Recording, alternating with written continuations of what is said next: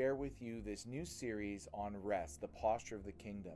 Now in Matthew 11:28, Jesus said, "Come to me, all you who are laboring and are heavy laden, and I will give you rest. Take my yoke upon you and learn of me, for I am meek and lowly of heart, and you'll find rest for your souls." When Jesus hung on the cross in John chapter 19, he said this, "It is finished." That's how we live from rest, by first understanding that it's finished, that the work is done for us.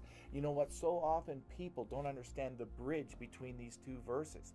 The bridge between "come to me" and "it is finished" is the cross. And when we come over that bridge of the cross, we come into rest and the completeness that God has created for us.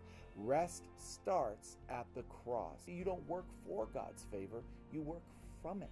And that's the power of rest. It's a posture that allows us to work from the favor of God. It's the posture that allows us to work from our position as fully clean, fully righteous, fully accepted, and fully loved by God because of the finished work of the cross. So Jesus encouraged us to take his yoke upon us. What does that mean? Well, the yoke is his favor, the favor he earned for us on the cross. That's what we take upon us. Now, resting, much like a ship at sail on the sea, resting isn't stopping.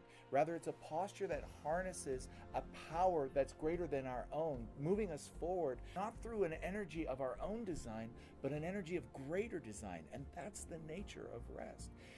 Devin is going to talk a little bit more today about this analogy of a ship at sail, but in short, it's important to understand that the pathway to rest starts in worship. Worship hoists your sails. Intimacy helps you determine the direction of the wind, and then the anointing, the wind propels you forward. The anointing accomplishes the work. God is wanting you to work from rest, from his favor, from his power. That's how we live at rest. It's not rowing to try to move our own ship forward. We don't have to partner with the wind in moving us forward. We simply need to be intimate with the Spirit to know the direction that the wind is propelling us so we can fully engage all that God has for us. A ship at full sail has a lot of activity on the deck. Resting isn't stopping, but the activity is happening in the movement, in what God is doing, which means this: the activity of rest is obedience. As we simply are obeying God in the midst of moving with him, in the midst of stewarding his favor, in the midst of walking in the anointing, we discover it's simple obedience that unlocks the power of God being manifest in and through our lives. And that's what rest is. It's a posture that moves us forward with minimal effort. We're not rowing our way into his favor. We're not rowing our way into a destination.